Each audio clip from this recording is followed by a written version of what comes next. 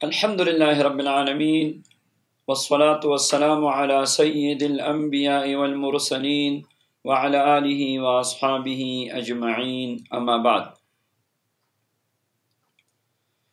وظائف اور چلہ کشی کے لیے چند ہدایات اور چند شرائط جو بہت ضروری ہے، آج کے درس میں ہم وہ بیان کریں گے، کیونکہ اکثر دوست و احباب رابطہ کرتے ہیں کہ ہم نے بہت سارے عملیات کے لیے چلہ کیا، بہت سارے اعمال کیے اسماء الحسنہ میں، قرآن پاک کی صورتوں کا اور اسی طرح قرآن پاک کی آیتوں کا، مگر اس کا کوئی خاطر خواہ نتیجہ سامنے نہیں آ رہا.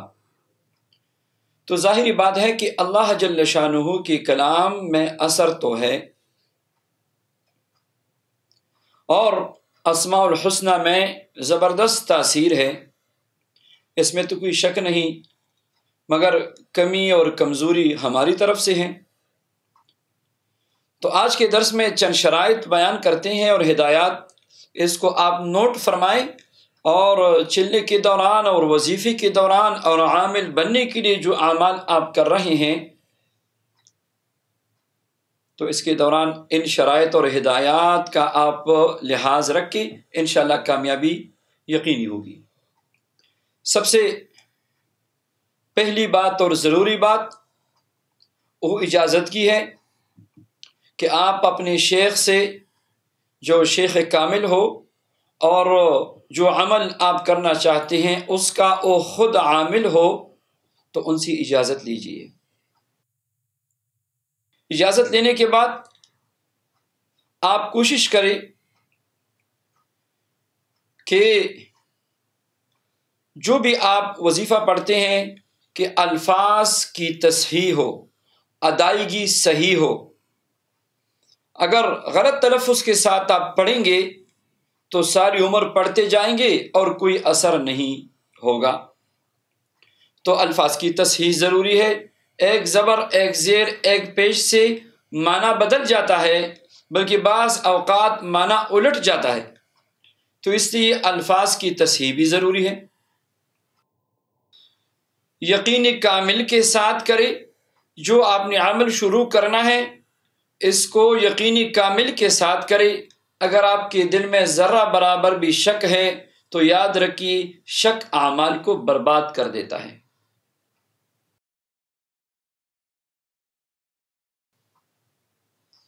عمل کے دوران صفائی کا خاص اہتمام کرے.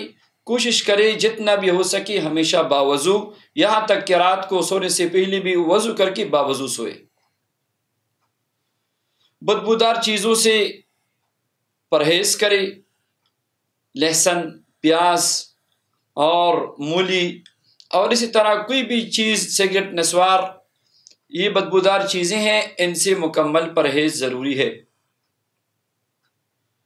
یہ بھی یاد رکھیے کہ جب بھی آپ نے عمل کرنا ہو 2 رکعت صلاۃ سے حاجت پڑھ کے اللہ سے مانگے کہ اللہ اس میں آسانی بھی پیدا کرے اور آپ کو کامیابی بھی نصیب فرمائے. اسی طرح روزانہ جب آپ نے عمل شروع کیا حسب توفیق صدقہ بھی دیا کرے. اور یہ بھی یاد رکھیں کہ عمل کو توجہ کے ساتھ پڑھنا ضروری ہے، کیونکہ بے توجہی کی دعائیں وہ ہوا میں اڑتی ہے اور بیکار اور بے فائدہ. تو اس لیے عمل کو توجہ کی ضرورت ہے. عملیات کی دنیا میں توجہ، عامل کی توجہ بہت زیادہ اہمیت رکھتی ہے، تو توجہ کے ساتھ پڑھے. نماز کا اہتمام ضروری ہے. جو بندہ نماز نہیں پڑھتا ان کے اعمال قبول نہیں ہوتے. اسی طرح شریعت نے جو احکامات ہم پہ فرض کی ہیں، نگاہ کی حفاظت، جھوٹ، غیبت، ان چیزوں سے پرہیز، یہ ضروری ہے. اور یاد رکھیے کبھی بھی کسی عمل کو جب شروع کیا تو پھر مستقل مزاجی کے ساتھ عمل کو جاری رکھیں. درمیان میں عمل کو نہ چھوڑے، کیونکہ اس سے نقصان ہوتا ہے. بعض اوقات اسی عمل کا رجعت عامل پہ آ جاتا ہے اور پھر نقصان اٹھاتا ہے۔ اگر کبھی ایسی مجبوری آ گئی کہ عمل درمیان میں چھوڑنا آپ کے لیے ناگزیر ہے، تو پھر آپ عمل چھوڑ کے کوئی صدقہ کرے، 2 رکعت نفل پڑھے، اللہ سے مانگے کہ اللہ اس عمل کی برکات تو نصیب فرما دے اور جو شرور ہے ان سے حفاظت فرمائے، اور حسب توفیق صدقہ بھی دے دے، اور اس دن جس دن آپ نے عمل چھوڑنا ہے زیادہ صدقہ دے دے۔ بے شک مسجد میں طلباء کو اور بچوں کو آپ کچھ کوئی چیز پکا کے کھلا دے، پھر اس کے بعد عمل چھوڑ دیجیے۔ اس کے علاوہ آپ جب عامل بننے کے لیے کوئی عمل کرتے ہیں، کسی میں حصار ضروری ہے اور کسی میں نہیں، مگر بہتر ہے کہ ہر دفعہ روزانہ آپ اپنا حصار کیا کریں۔ حصار کے عملیات میں نے پہلے بتائے ہیں، یا جس کے پاس جو بھی حصار کا عمل ہو کر سکتا ہے۔ اور سب سے اہم بات اور ضروری بات کہ آپ ہمیشہ کامیاب ہوں گے، اپنے فارغ اوقات میں قرآن پاک کی تلاوت کریں اور درود پاک کی کثرت کریں۔ یاد رکھیے کبھی ایسا بھی ہوتا ہے کہ ایک چلے میں عمل کے کوئی آثار نظر نہیں آئے تو آپ عمل کو چھوڑے نہیں، دوسرا چلہ اور پھر تیسرا چلہ۔ جس طرح 4 مہینے میں اللہ جل شانہ ایک انسان ایک بچے کے اعضاء کو پوری فرما کر اس میں روح ڈال دیتے ہیں، اسی طرح یہ 4 مہینے کا وقت جو ہے اس سے عمل میں جان پڑ جاتی ہے، بے جان عمل میں بھی جان پڑ جائے گی، اور انشاءاللہ آپ ضرور کامیابی سے ہمکنار ہوں گے۔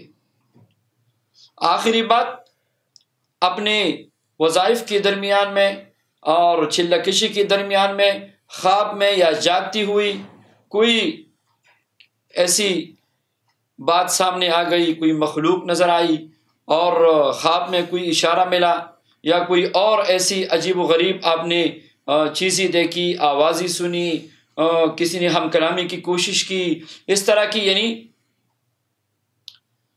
مختلف چیزیں، اس کا کسی سے ذکر نہ کرے اور اپنے شیخ سے اس کا ذکر کیا کرے۔ اور یہ بھی یاد رکھیے کہ عمل کے دوران اپنے دل کو مضبوط رکھیے، اللہ کے سوا کسی سے مت ڈریے۔ جو بھی مخلوق سامنے آتی ہے یہ اللہ کی مخلوق ہے، جیسے ہم مخلوق ہیں یہ بھی اللہ کی مخلوق ہے۔